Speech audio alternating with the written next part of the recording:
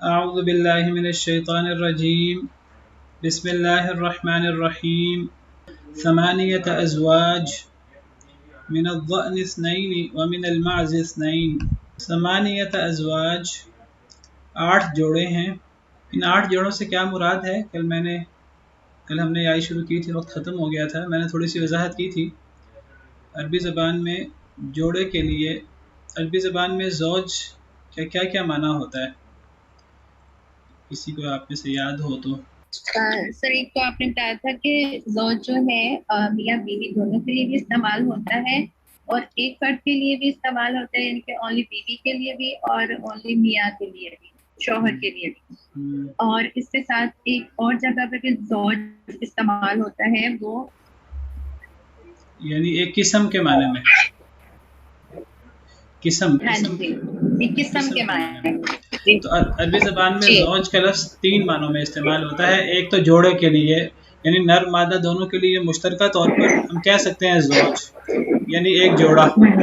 تو اور شوہر اور بیوی کے لیے یا نر اور مادہ کے لیے الگ الگ بھی زوج استعمال ہوتا ہے. جس طرح شوہر کو بھی زوج کہہ دیتے ہیں اور بیوی کو بھی زوج یا زوجہ کہہ دیتے ہیں.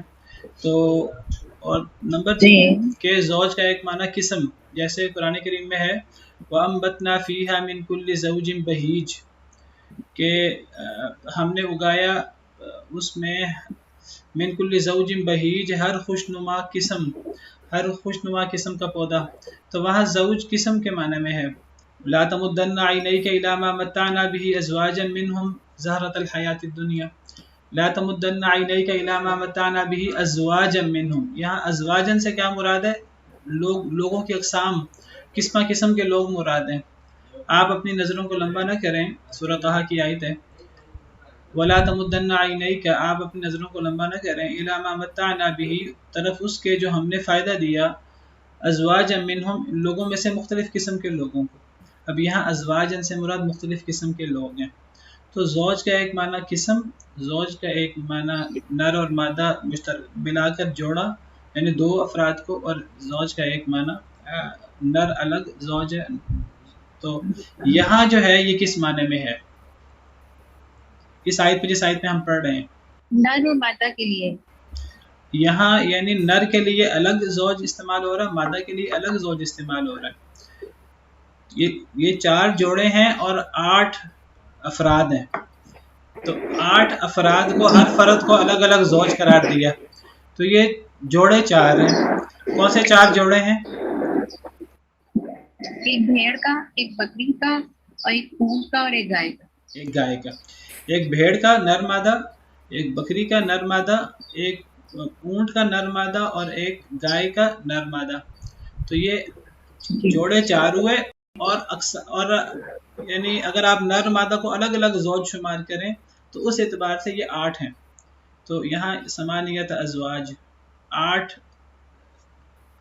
قسم کے جانور، 8 جانور. اصل میں اس کا تعلق پچھلی آیت سے ہے. پچھلی آیت کریمہ میں اللہ تعالیٰ اپنی عظمت، اپنی شان بیان کر رہے تھے کہ تم اللہ کے ساتھ شریک بناتے ہو، اور اللہ نے تم پر کیا کیا انعامات کیے ہیں. اللہ نے تمہیں خود پیدا کیا، اللہ نے تمہارے لیے رزق اتارا، اللہ نے تمہارے لیے پھل اور کھیتی وغیرہ اگائیں. تو کیا یہ اللہ کے علاوہ کوئی اور یہ کام کر سکتا ہے؟ اللہ کے علاوہ کوئی یہ کام نہیں کر سکتا. تو اپنا مائک اگر بند کر لیں تو اللہ کے علاوہ کوئی یہ کام نہیں کر سکتا. تو پھر جب ربوبیت میں اللہ اکیلا ہے تو پھر الوہیت میں بھی اللہ کو اکیلا ہونا چاہیے. اللہ نے صرف یہ پھل اور یہ کھیتیاں وغیرہ یہ نہیں اگائیں ہمارے لیے، بلکہ اللہ نے ہمارے لیے جانور بھی بنائے. ان جانوروں پر ہے اور ان جانوروں کو انسان کھاتا بھی ہے ضرورت کے مطابق، ان کا گوشت بھی استعمال کرتا ہے. تو یہ بھی اللہ نے ہم پر انعام کیا ہے. تو اللہ نے انعام کیا ہے یہ. تو یہ پھل اور کھیتیاں بھی، باغات، یہ بھی اللہ کی طرف سے ہیں. اور یہ جانور جن پہ ہم سوار ہوتے ہیں یا جن کو ہم کھاتے ہیں، یہ بھی اللہ کی طرف سے ہیں. تو اللہ نے ہمارے لیے جانوروں کو حلال کیا ہے. ان جانوروں سے ہم بار برداری کا کام بھی لیتے ہیں، اور ان جانوروں کو کھایا بھی جاتا ہے۔ تو یہ اللہ کا انعام ہے، اللہ نے ان پر سواری کرنا بھی جائز قرار دیا ہے، اللہ کی نعمت ہے، اور اللہ نے ان کو کھانا بھی جائز قرار دیا ہے، وہ حلال ہے ہمارے لیے۔ وہ 8 قسم کے جانور ہیں۔ من الضأن اثنین، بھیڑ سے 2 نر اور مادہ، ومن المعز اثنین، اور بکروں سے 2 یعنی نر اور مادہ۔ قل اذکرین حرم ام الانثیین، کہہ دیجئے اے اللہ کے رسول صلی اللہ علیہ وسلم، اذکرین، کیا دونوں نر، حرم، اللہ نے حرام کر دیے، ام الانثیین، یا دونوں مادہ، دونوں نر سے کیا مراد ہے؟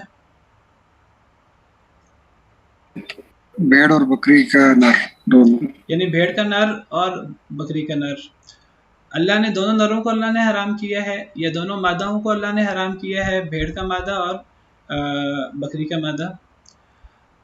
اما اشتملت علیہ ارحام الانثیین، یا وہ جس پر دونوں مادہوں کے رحم مشتمل ہیں، دونوں مادہوں کے رحم مشتمل ہیں، ان کو اللہ نے حرام کیا ہے۔ اس سے کیا مراد ہے؟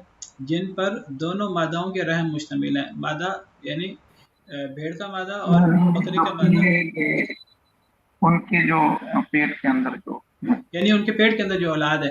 یعنی اللہ فرماتے ہیں کہ مجھے بتاؤ کہ تم کہتے ہو کہ جی فلاں جانور ہم نے، وہ فلاں بت کے نام ہم نے، فلاں درگاہ کے نام ہم نے وقف کر دیا ہے، نظر کر دیا ہے، اب نہ اس پہ سواری ہو سکتی ہے، اب نہ اس کو کھایا جا سکتا ہے۔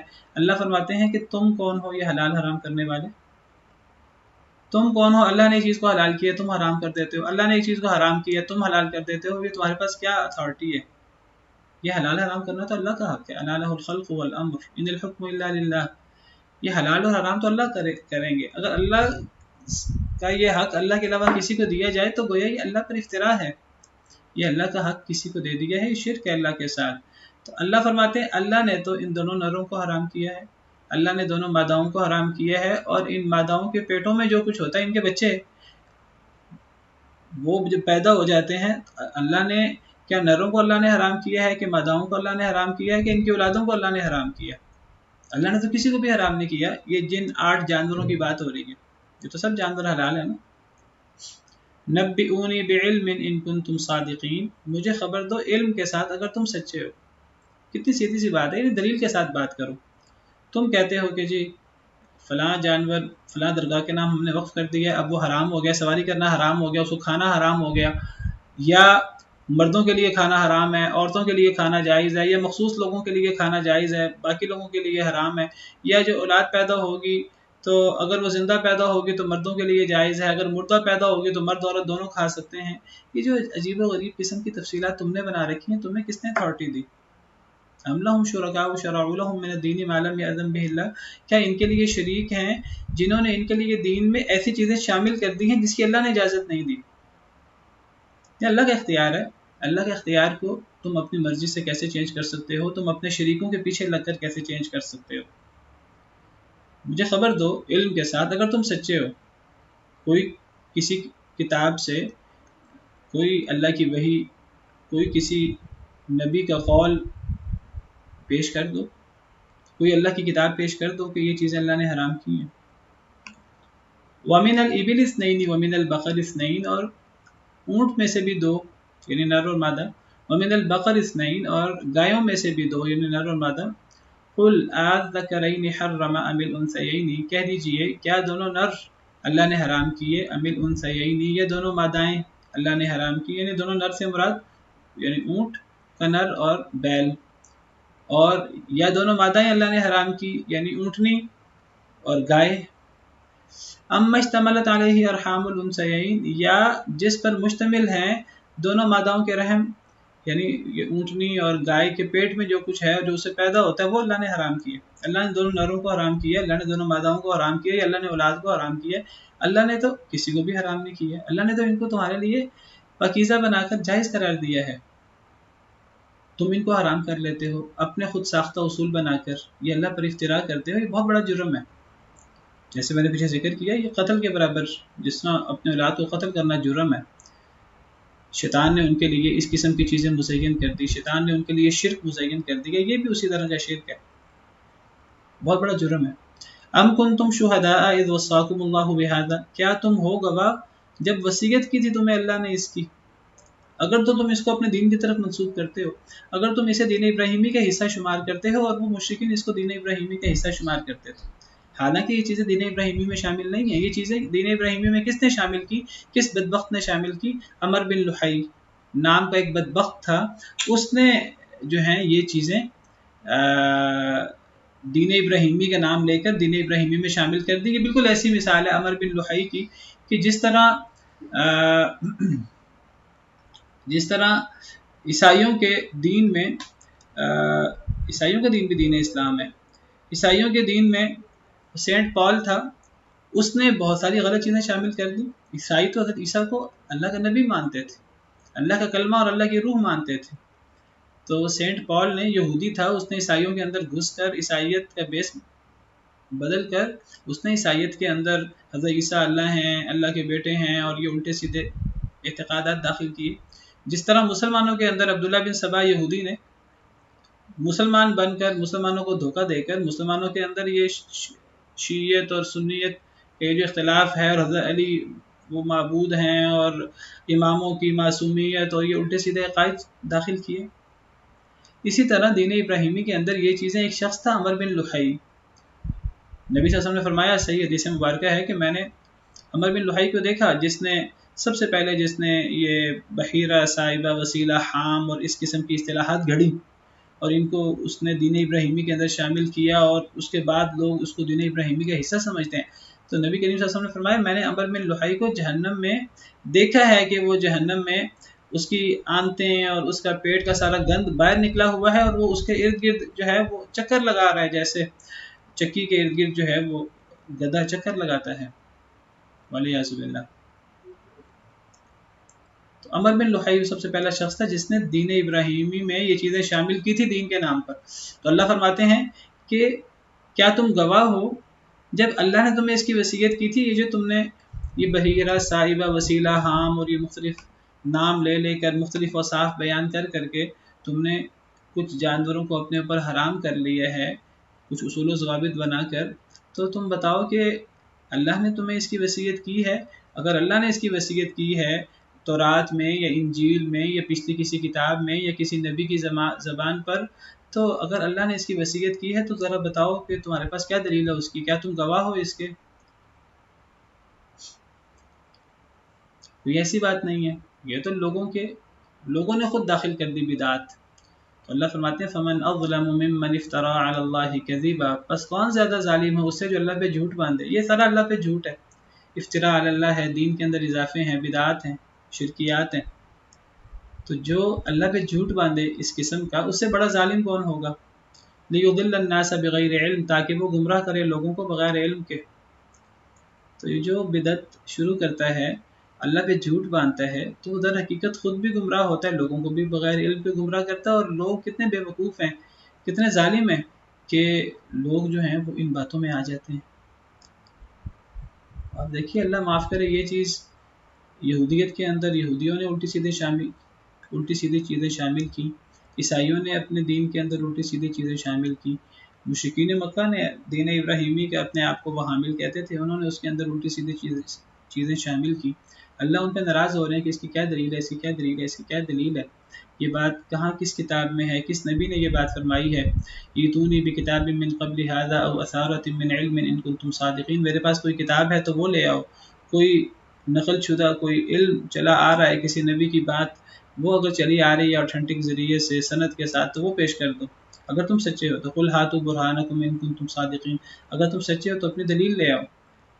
अब अगर यही काम अल्लाह कुरान और हदीस में इन कामों की शदीद मजम्मत कर रहे हैं, ईसाइयों पर, यहूदियों पर, मुशरिकीन मक्का पर, अब यही काम अगर उम्मत मुस्लिमा भी करेगी तो फिर क्या कहा जाए? क्या हमारे पास कुरान नहीं है? क्या हमारे पास हदीस नहीं है? हमारे दीन के अंदर बिदात, शिरकियात शामिल कर दी गई हैं।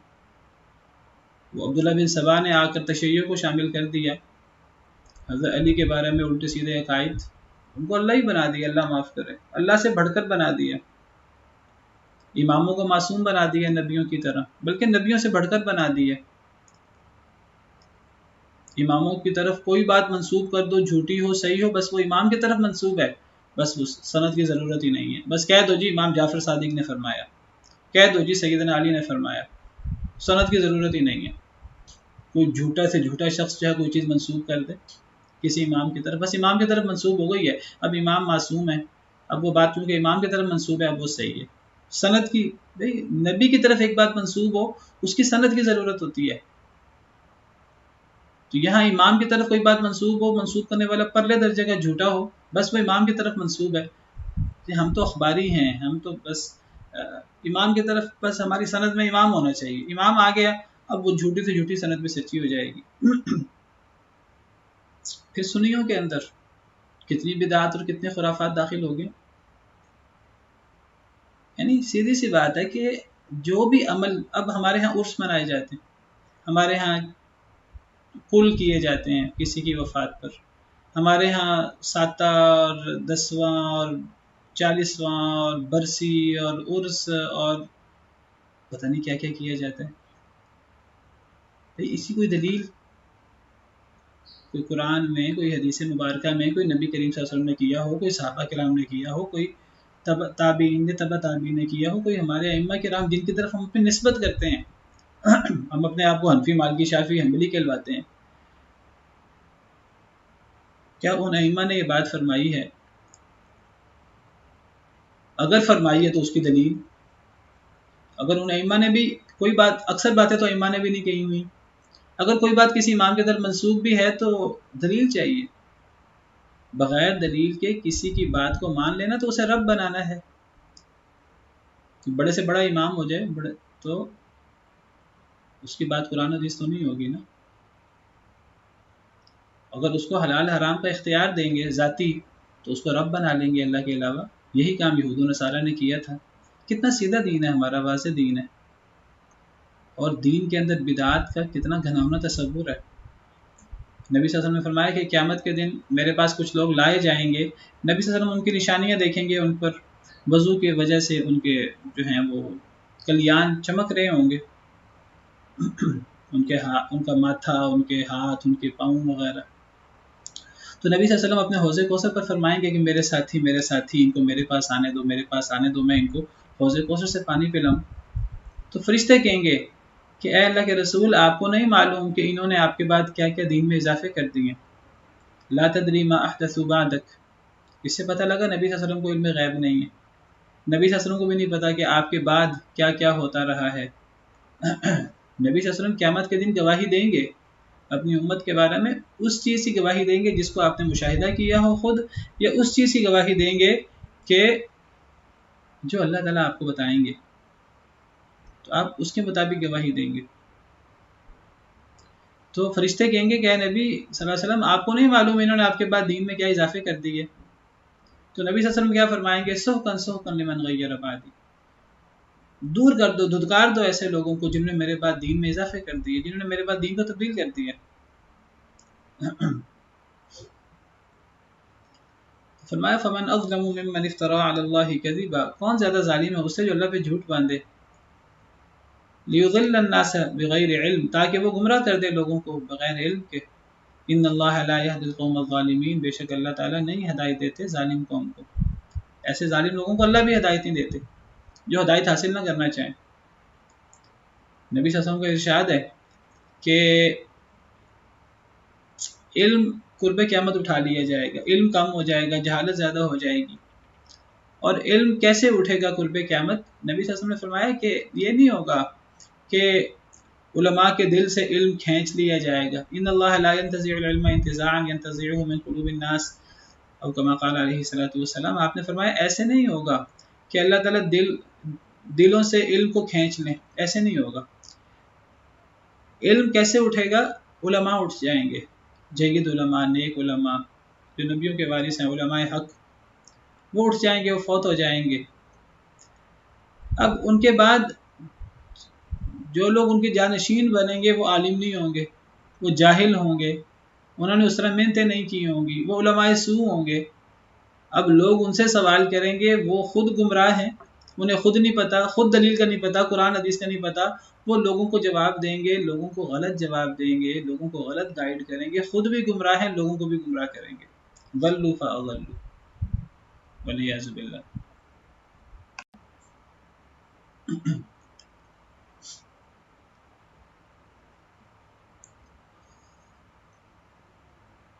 تو یہ جو بدعات ہیں اور خرافات ہیں جن کو دین کے اندر خود شامل کر دیا جاتا ہے، اس سے بڑا اللہ کی کوئی سزا نہیں ہے.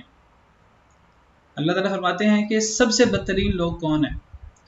اللہ فرماتے ہیں سورہ کہف کے اندر قل هل ننبئکم بالاخسرین اعمالا، کہہ دیجئے اے اللہ کے رسول صلی اللہ علیہ وسلم، هل ننبئکم بالاخسرین اعمالا، کیا ہم تمہیں خبر دیں ان لوگوں کے بارے میں جو بدترین اعمال والے ہیں. سب سے بدتر اعمال والے لوگ کون ہیں؟ الذین ضل سعیہم فی الحیات الدنیا، وہ لوگ کہ جن کی کوشش دنیا میں ضائع ہو گئی. انہوں نے جو اپنی طرف سے اچھے کام کرنے کی کوشش کی، اپنی طرف سے اچھے کام کیے، ان کی کوشش دنیا میں ضائع ہو گئی. وہم یحسبون انہم یحسنون صنعا، وہ گمان کر رہے تھے وہ اچھا کام کر رہے ہیں، وہ سمجھ رہے تھے ہم اچھا کام کر رہے ہیں، لیکن وہ اچھا کام نہیں تھا، وہ تو بدعت تھی، وہ تو دین کے اندر اضافہ تھا، یا وہ اخلاص کے مطابق نہیں تھا. دیکھیے عمل کیسے برباد ہوتا ہے؟ دو وجہ سے عمل برباد ہوتا ہے. یا تو عمل برباد ہوتا ہے اگر وہ عمل اللہ کے لیے ہو ہی نہ، وہ غیر اللہ کے لیے ہو، ریاکاری ہو، ظاہراً عمل نیک ہو لیکن وہ اللہ کو راضی کرنے کے لیے ہو ہی نہ.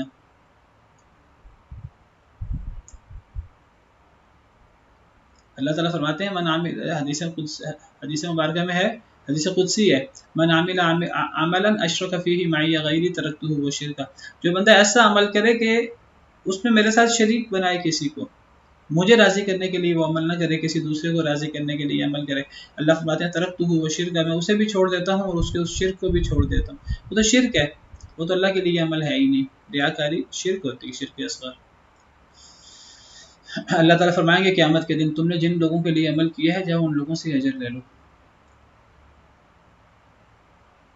وَقَدِمْنَا إِلَى مَا عَمِلُوا مِنْ عَمَلٍ فَجَعَلْنَاهُ هَبَاءً مَنْثُورًا. اللہ فرماتے ہیں کہ انہوں نے جو اعمال کیے ہوں گے ہم ان اعمال کو اڑتی ہوئی گرد بنا دیں گے، اڑا دیں گے، کوئی عمل کی کوئی حیثیت نہیں ہوگی، کیونکہ عمل اللہ کے لیے نہیں کیا ہوگا انہوں نے. اب یہ نیک عمل جو اللہ کے لیے نہیں، کتنا نیک عمل ہے، لیکن جب اللہ کے لیے نہیں ہے تو وہ اڑتی ہوئی گرد ہے، وہ وبال ہے نیکی کی بجائے، اس کو کوئی فائدہ نہیں ہے، سراب ہے.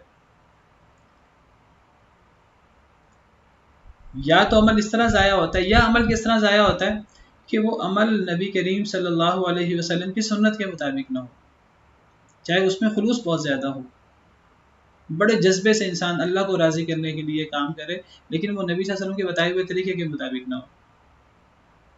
یہ دو شرطیں ہیں عمل کی قبولیت کی. پہلی شرط یہ ہے کہ اس میں اخلاص ہو.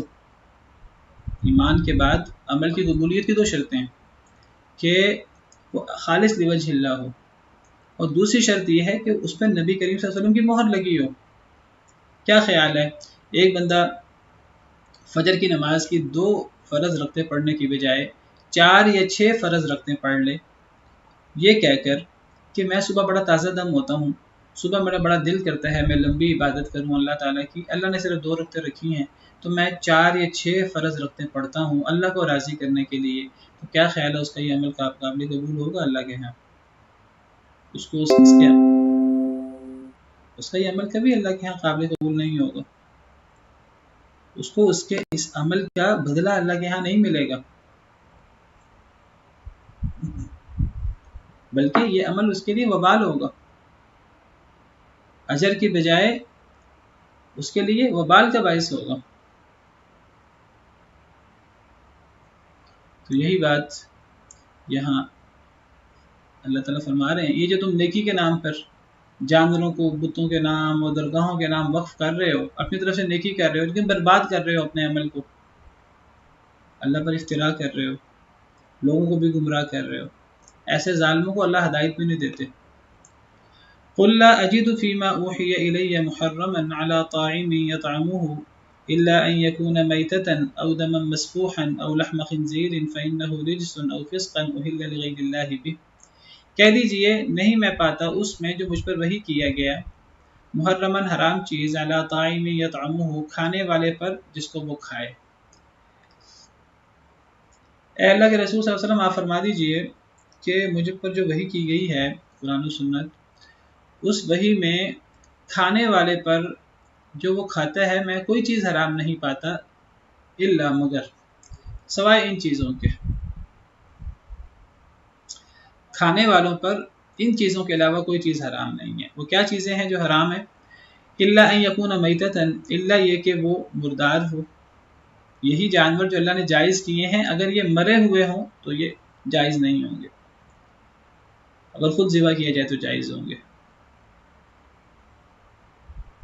ہاں مردار سے دو چیزیں مستثنا ہے، ایک مچھلی اور ایک ٹڈی۔ او دم مسفوحا، یا پھر بہا ہوا خون ہو، وہ حرام ہے۔ خون جو بہا ہوا ہوتا ہے، بہتا ہوا خون، جمع ہوا نہیں، بہا ہوا خون جو بہتا ہے۔ دو چیزیں مستثنا ہے خون سے، ایک کلیجی اور ایک دلی۔ اور جب اس کو بہا ہوا خون کہا، بہا ہوا خون سے بھی ان کا استثناء ہو گیا کیونکہ وہ بہتا ہوا خون نہیں ہے۔ قل لا اجد فيما اوحي الي محرما على طاعم يطعمه الا ان يكون ميتة او دما مسفوحا او لحم خنزير فانه رجس او فسقا اهل لغير الله به۔ کہہ دیجئے نہیں میں پاتا اس میں جو مجھ پر وحی کیا گیا حرام چیز، علی طاعم کھانے والے پر، یطعمہ کہ وہ اسے کھائے، الا سوائے ان یکون میتۃ، سوائے چار چیزوں کے میں کوئی چیز حرام نہیں پاتا کھانے والے پر کہ اس کو کھائے۔ وحی میں وہ چار چیزیں کیا ہیں؟ یا تو وہ مردار حرام ہے، او دم مسفوحا یا بہا ہوا خون حرام ہے۔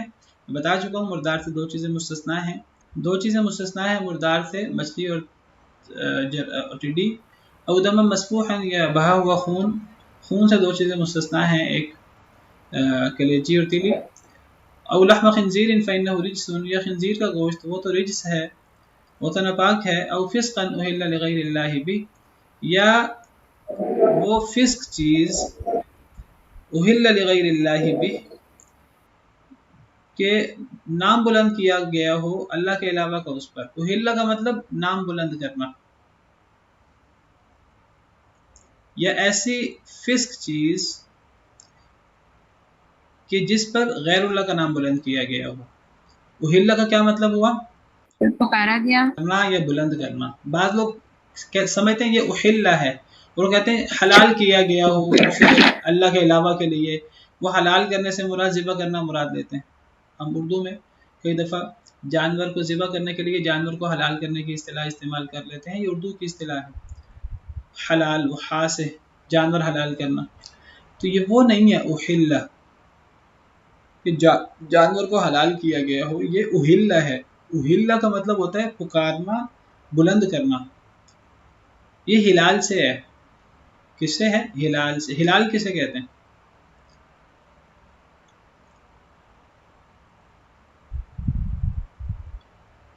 چاند کو۔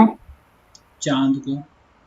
تو چاند کا کیا تعلق ہے پکارنے سے یا بلند کرنے سے؟ اصل میں ہلال کہتے ہیں پہلی رات کے چاند کو، ہر چاند کو نہیں کہتے۔ چاند کو قمر کہتے ہیں، 14ویں کے چاند کو بدر کہتے ہیں، پہلی رات کے چاند کو ہلال کہتے ہیں۔ تو ہلال کا اور پکارنے کا اور بلند کرنے کا کیا تعلق ہوا آپس میں؟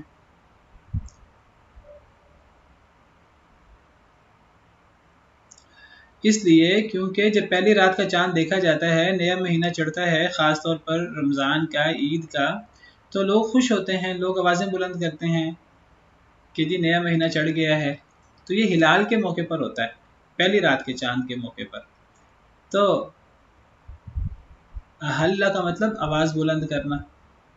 جب بچہ پیدا ہوتا ہے، آپ کو پتہ ہے ہر بچہ چیخ مارتا ہے، تو اسے بھی عربی میں استحلال کہتے ہیں۔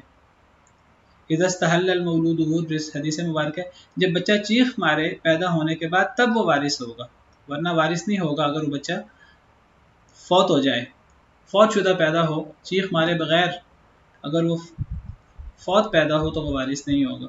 تو یہ اہل اس سے ہے، نام بلند کرنے سے۔ تو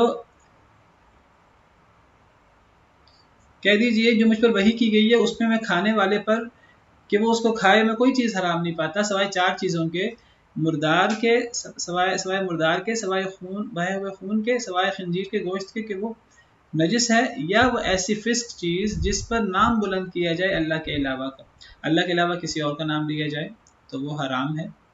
اور پیچھے ہم وضاحت سے پڑھ چکے ہیں کہ اس سے مراد غیر اللہ کا نام لینا ہے۔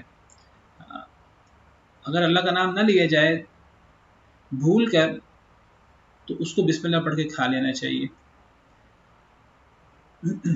بعض لوگ کہتے ہیں کہ اگر ایک بندہ جان بوجھ کر بھی اللہ کا نام بھول جائے، اللہ کا نام نہ لے، تو بعض لوگ کہتے ہیں کہ وہ بھی ناجائز ہے، اگرچہ اس میں اختلاف ہے۔ بہرحال اگر غیر اللہ کا نام لیا جائے، یہاں اوہیہ سے مراد وہی غیر مطلوب اور مطلوب دونوں ہوں گی؟ جی دونوں مراد ہیں، میں بھی وضاحت کرتا ہوں کیا تو مراد ہے۔ تو اس میں جو پرندے ہیں وہ میں ذکر عرض نہیں کر ہوئے؟ رہا ہوں، ابھی عرض کر رہا ہوں، بڑی چیزیں اس میں ذکر نہیں ہوئی، تو ابھی میں عرض کر رہا ہوں۔ تو 4 چیزیں حلال ہیں، باقی سب چیز حرام ہے، باقی سب چیزیں حلال ہیں۔ مردار حرام ہے، بہا ہوا خون حرام ہے، خنزیر و گوشت حرام ہے کہ وہ نجس ہے، یا وہ فسق چیز جس پر غیر اللہ کا نام بلند کیا جائے، تو یہ 4 چیزیں حرام ہیں۔ باقی میں کوئی چیز حرام نہیں پاتا کھانے والے پر۔ تو کیا میں نے اب یہی سوال کرنا تھا آپ سے کہ کیا باقی چیزیں جو ہیں وہ باقی سب چیزیں حلال ہیں، صرف کھانے پینے کی یہ 4 چیزیں ہی حرام ہیں؟ نہیں، اب تو اور بھی بڑی چیزیں حرام ہیں۔ مثال کے طور پر درندے حرام ہیں، ان کا یہاں ذکر نہیں ہے، کتا، بلی وغیرہ، شیر، چیتا وغیرہ، بھیڑیا اور اس قسم کی چیزیں۔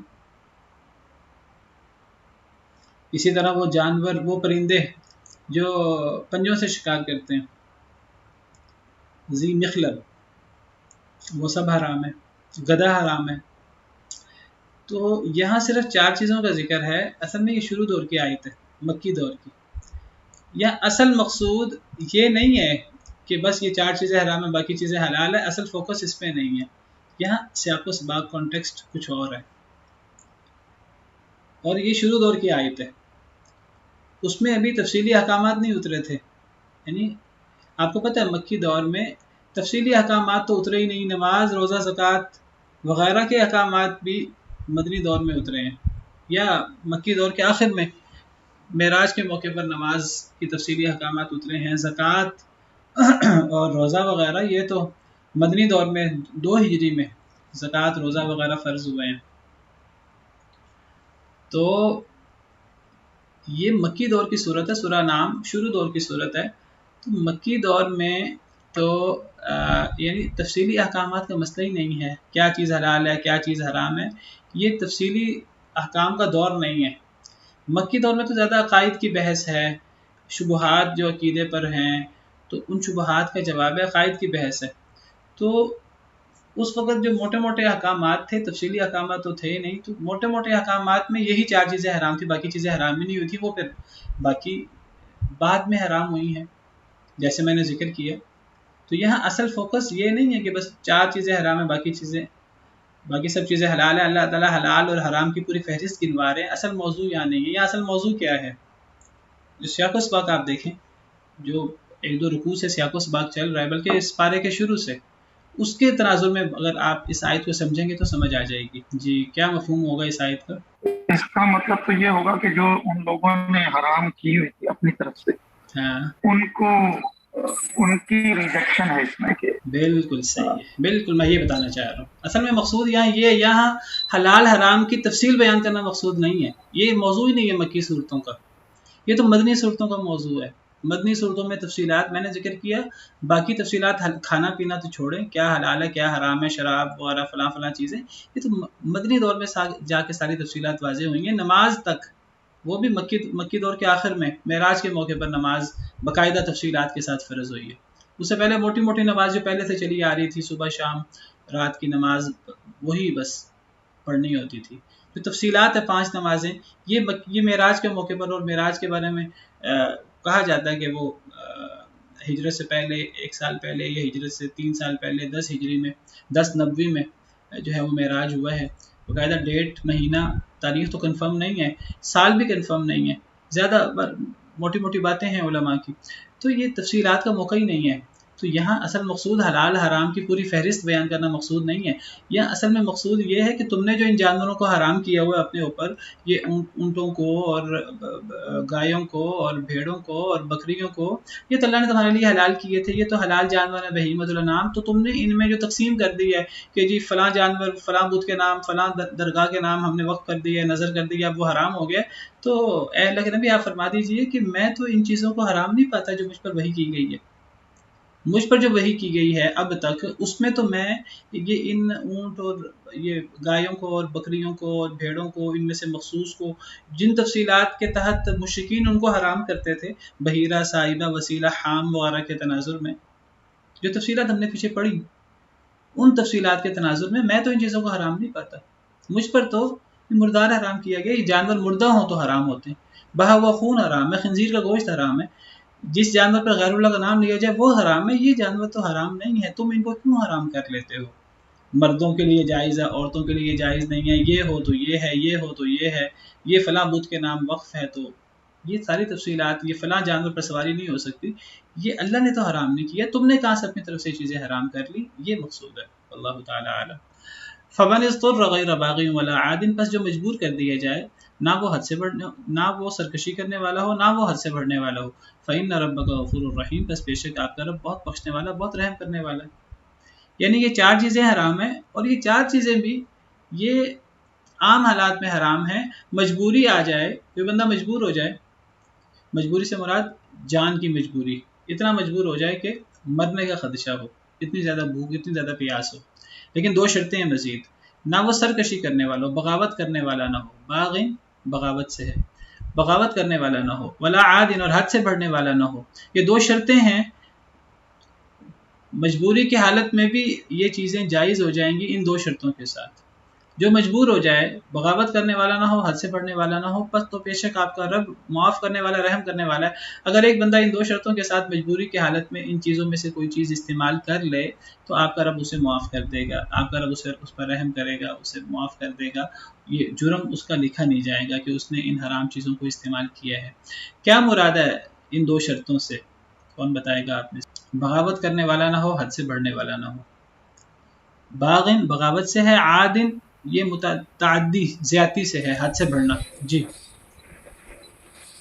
یعنی اگر اس کو مجبوری میں کھانا پڑ جائے تو وہ ایک اتنی حد تک ہی کھائے جس سے اس کی گزارا ہو سکے، وہ بہت زیادہ نہ کھائے اس کو ہاں، ایکسس میں. یعنی اگر اسے شدید پیاس لگی ہے، پیاس سے مر رہا ہے، تو وہ پھر ایک گھونٹی پیے. اگر اسے شراب ملتی ہے، یا اسے اگر کوئی خون مل جاتا ہے، یا کوئی نجس چیز ایسی کہ پیشاب ہی اس کو اللہ معاف کرے پینا پڑ جاتا ہے، صرف اپنے آپ کو مرنے سے بچانے کے لیے، تو وہ حد سے بڑھنے والی. تو یہ ولا عادن کا مطلب ہے، حد سے بڑھنے والا نہ ہو. جتنی ضرورت ہے، اگر اسے مردار گوشت کھانا پڑتا ہے، بھوک سے مر رہا ہے، تو ایک لقمہ کھائے، اتنا کھائے کہ بس اس کا گزارا سہارا ہو جائے، بس پیٹ بھر کے نہ کھائے. اب یہ نہیں ہے کہ ایک بندہ جو ہے نا وہ شدید پیاس لگی ہے تو وہ اور مر رہا ہے، تو شراب اس کے سامنے آتی ہے، وہ کہتا ہے چلو میں گھٹا گھٹ اب دیکھوں کہ لوگ شراب پیتے ہیں، شراب کے اندر کیا چیز ہے میں دیکھوں.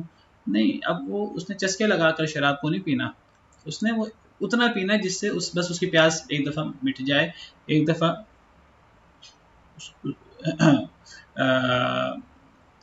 وہ حد سے نہ بڑھے. یہ ولا عادن کا معنی ہے. غیر باغن کا معنی کیا ہے؟ بغاوت کرنے والا نہ ہو. یعنی اللہ نے اس کو مطلب اس چیز کا حکم دے دیا ہے کہ وہ جان بچانے کے لیے اتنا کر سکے، لیکن اصل میں یہ اس کے لیے حرام ہی ہے، مطلب وہ باغی نہ ہو جائے ان چیزوں سے. جی، یعنی بغاوت سے مراد ہے کہ دیکھیے ایک شخص ہوتا ہے باغی اللہ کا باغی کون ہے؟ جو اللہ کے حلال حرام کی پرواہ نہیں کرتا. اگر ایک شخص کو اللہ کے حلال حرام کی پرواہ نہیں ہے، یعنی اگر ایک شخص عام حالت میں مردار کھا لیتا ہے، ایک شخص عام حالت میں، جس میں یہودی عیسائی، آج عیسائی حضرات جو ہیں وہ پگ خنزیر کا گوشت کھا لیتے ہیں، تو ایک بندے کو اس کا حلال حرام کی پرواہ نہیں ہے، وہ بغاوت کرنے والا ہے.